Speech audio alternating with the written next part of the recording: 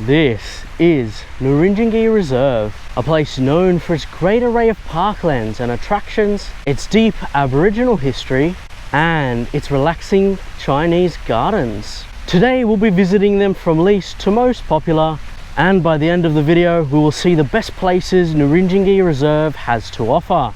Now, without further ado, let's get to it. Here we have the entrance to Nurragingy Reserve, and as you know, we're going to be visiting many of its attractions, but before that, here's 30 seconds of its history. Nurragingy Reserve is a 36-hectare bushland park located in Doonside, right near Blacktown, about 60 minutes drive from the city of Sydney. It was opened in 1981 and attracts more than 1 million visitors per year. Starting as a simple recreation park with limited facilities, today it has grown into a place you could spend a full day exploring and not even see everything it has to offer. For now, let us start with our first location, the Roselia Picnic Shelter. Well, here we are at our very first stop, the Roselia Picnic Shelter. As you can see, it is undercover, lots of seats here. Just on this side here we have a set of barbecues. We also have walking trails around the outside, and there's a few uncovered seating areas here as well. Literally just across the road there is another. It is called the Kookaburra Picnic Area. They also have undercover barbecue areas and tables under a shelter, although there are a lot more open air tables and chairs here than at the previous area. The biggest difference between these two is this play area. It is very old and very basic, but it will serve as a place to come and have a picnic or have lunch out with the fam. Both of these areas are very tranquil but quite basic, though they're still a decent place to have a feed and enjoy your day. Well, we've arrived at the Cockatoo Picnic Area, and as you can probably see behind me, it is one of the oldest areas of the park. They have super old barbecue set up. So old, in fact, I don't think they'd be particularly safe to use, although there are a few new picnic tables to be found, like this one. Kind of feels like a bit of a downgrade coming here. In saying that, this part of the park, as you can kind of feel around me, is more connected with nature. It's right in the middle of serious bush, and it's kind of got a little loop here where you can drive around and there are places to park. Well guys, let's move to the next spot. We have a quaint little garden here. It is simply called the Sensory Garden. Go through this lovely archway. Out in the garden you have a quaint little fountain with a lot of little benches nearby where you can sit and listen to the sound of the water.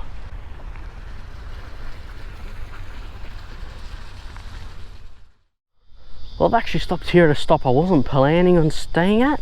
It is unmarked on the map, however I've looked at the site map for the area and it says this is possibly the Magpie Picnic Area or the Ibis Picnic Area. They kind of seem to be on like the different sides of the path. I stopped here because it is actually the biggest and longest park we've seen so far. It goes in this direction at least 100 meters and offers the most space and facilities out of all the areas we have seen. Plenty of seating, plenty of barbecues, and there's a lot of green area here too where you can just lay out a picnic blanket, bring your camp chairs and relax in kind of the serenity of the tweeting birds, which is about all you can hear. One thing to look out for when you're coming in an area like this, check for spiders in the nearby trees. I've just walked past one just there. I'll try and get him into the gap in the trees just there. Yeah, make sure you're careful of spiders. They can be hiding just about anywhere. There is a pretty decent play area here as well, better than the one we've seen previously. And it's nice they've incorporated sand into the play, something different. Anyway, on to the next spot. Well, we've made it to the Grevillea picnic area, aptly named after the flowering plant. There are 360 species of Grevillea that are native to Australia, and they were commonly used for food and medicine by the indigenous people of the land. Now in the Grevillea picnic area we have these old fire style barbecues, as well as plenty of picnic shelters like behind me, although I haven't seen a single Grevillea here at all. One of the main features of the Grevillea picnic area is the disabled swing just behind me here, and they actually have a set of 6 swings just there as well. There are also heaps of walking tracks around this park because it's actually quite large. In fact, you go around a huge loop around the entire park. Finally, at one of the best spots of the park, here we have Wawai Nura Inclusive Adventure Play Space, and we're going to check it out right now. Now, as you can see, it is completely fenced 360 degrees around this play area, and apparently it's meant for everybody to enjoy. For children, adults, disabled people, and people of any culture can come here and enjoy the park, as there is a huge boardwalk that you can go up that is part of the park. There's also other cool features like this dig site just here with a dinosaur bone in it, and another feature are all the sandstone blocks and sandstone kind of sculptures like we have here.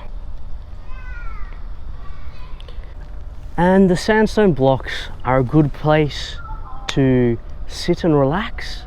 They also featured quiet spaces that you may sit on, and you can use them as a place of meditation and reflection, just as the Aboriginal people have done in the past. This is the biggest play area of the entire reserve here. Walking underneath the boardwalk here, there are musical instruments and little ladders. There are slides coming from the top of the boardwalk. Wow. Here we're at the highest point within the playground, and you can look over the entire park. Pretty cool. Just here we have what is a kind of map. So we're just here. We've already looked at the Venture Walkway. We saw the river monster and the fossil pit.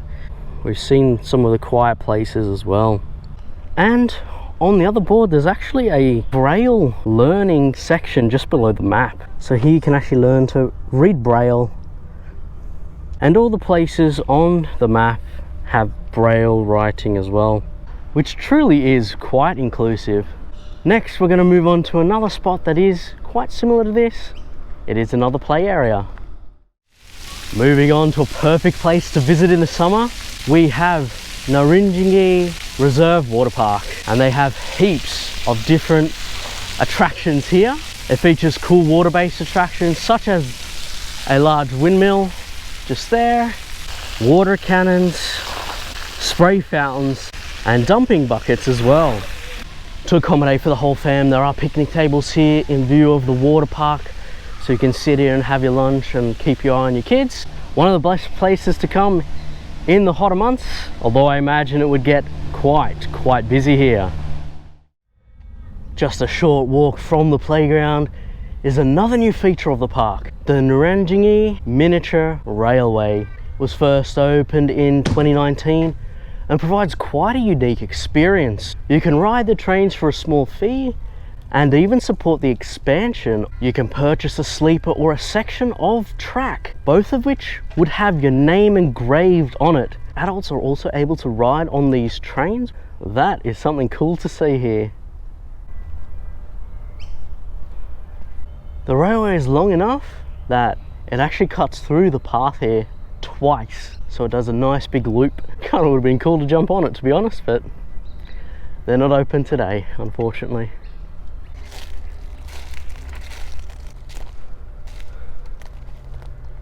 Here it says that the opening hours for the railway is actually every third Sunday of the month, although I believe they would open during school holidays as well. We're just at the ticket booth here, and it has the price. It's only $4 for a ticket for a ride, so pretty decent. Well, we're finally here at the main sections of the reserve, and first we're going to check out the one place you get food here at, the Caffeine Culture Cafe. I see what you did there. They serve breakfast and lunch, an array of drinks, and even serve ice cream here. So whether you're looking for food, want a quick coffee, or simply wish to dine overlooking the nearby lakes, this is quite the decent place to come and purchase food from and drinks from. Just a short walk from the cafe, they do have the Colby Function Centre. It is a large function room with dining available upon request, and it is a premier spot for weddings, corporate events, and cultural celebrations. They also neighbour some of the most popular parts of the park here. These gardens are used to take their specialised photographs, and the function room here overlooks a lovely little lake, even though it has rained recently and isn't clear at the moment. One example of one of the wedding gardens you can book is the Jim Lynch Wedding Pavilion. It is just ahead here.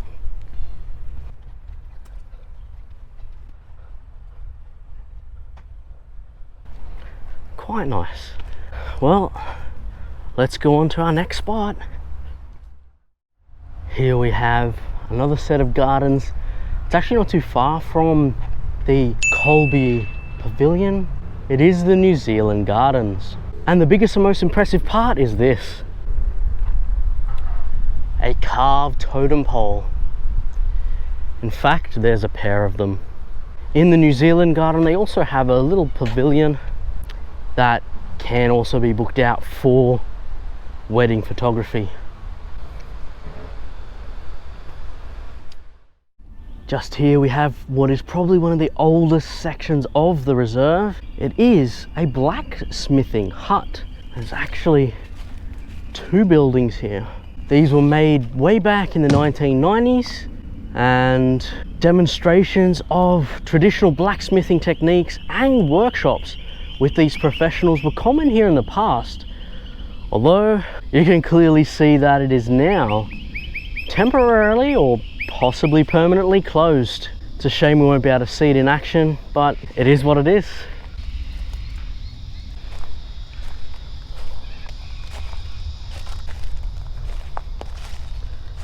It's quite a shame it's closed. I would have liked to see that after our previous video where we did do blacksmithing ourselves by hand. Check that out in the link above if you want to see that video.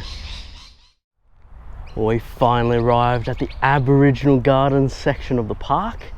It's called the Bush Tucker Gardens, and as you can see on the pathway here, there are paintings and etchings all the way along. The Aboriginal Gardens were only added in 2019, and they really tried to represent their culture and history within the area here. For example, with the art we just saw, with the engraved sandstone blocks they have as well.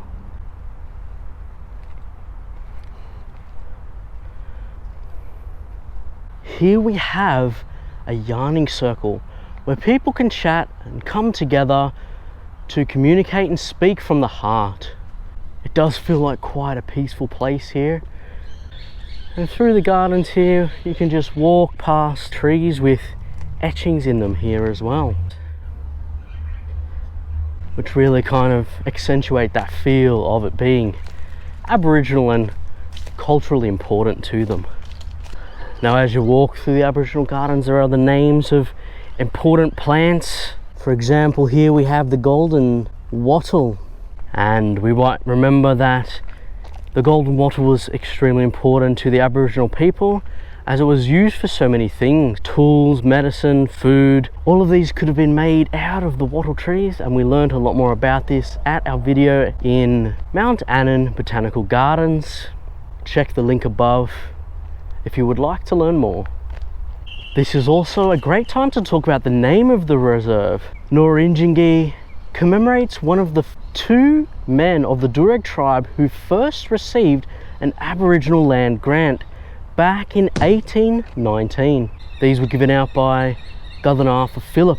The other title holder was actually Colby, whose name you might remember was represented in the function centre we just visited. It's really lovely and peaceful here, and there are places to sit on benches as well as at the yarning circle to really enjoy the peace and serenity that can be found here. Well, from here we actually only have one more spot remaining, and I think it's probably the place I'm most excited about. And finally we've arrived at the most popular place within the reserve here. It is a set of Chinese gardens. You can see they have an awesome fountain and a bridge over here, and we're going to go across them to see the whole garden.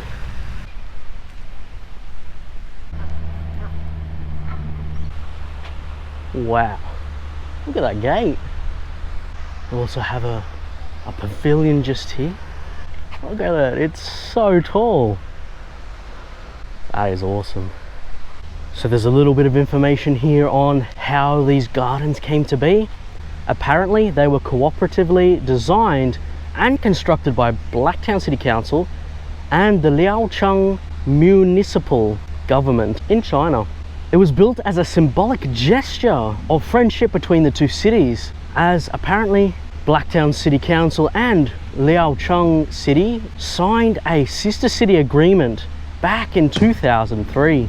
They wished to share culture and foster good relations between the two countries, and it's actually very similar to what happened in Campbelltown, where Campbelltown City Council of Australia and Koshigaya City of Japan also created a sister city alliance.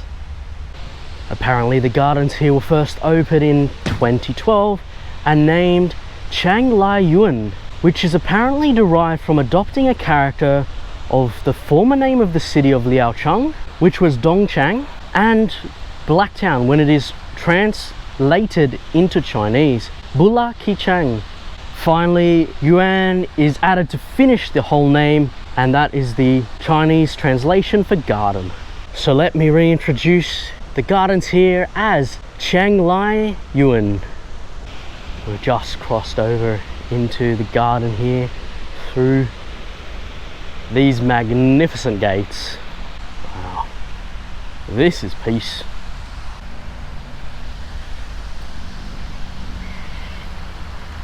Here we have the beautiful bridge with engraved architecture on the sides here.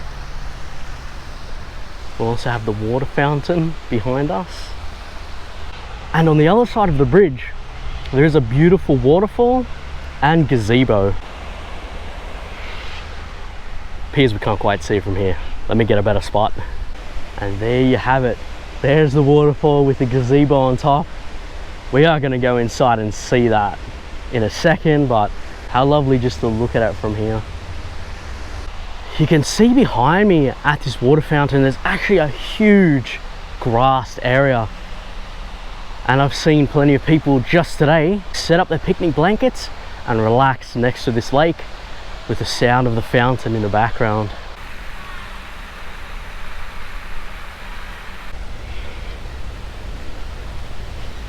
Here we have the gazebo on the top of the waterfall.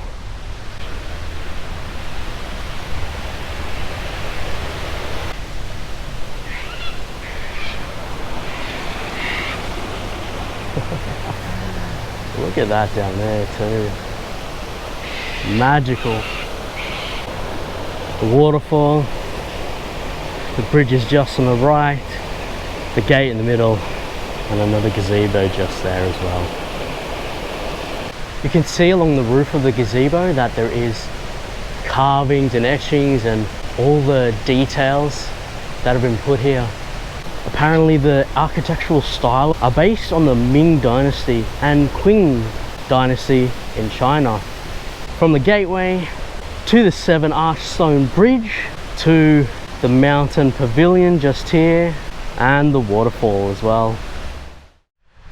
Wow, I could really see myself walking through these gardens, finding a place to sit down and just listening to the peace and serenity that this particular garden offers. It is quiet, It is relaxing, but also quite beautiful. Well, there you have it. We have now seen the best spots of Nurragingy Reserve. Which place was your favourite? Or was there more than one? Let us all know in the comment section. And lastly, thank you so much for joining me today. Be sure to like and share this video and subscribe to Dan Ventures Out to support the channel. And I'll catch you the next time we venture out.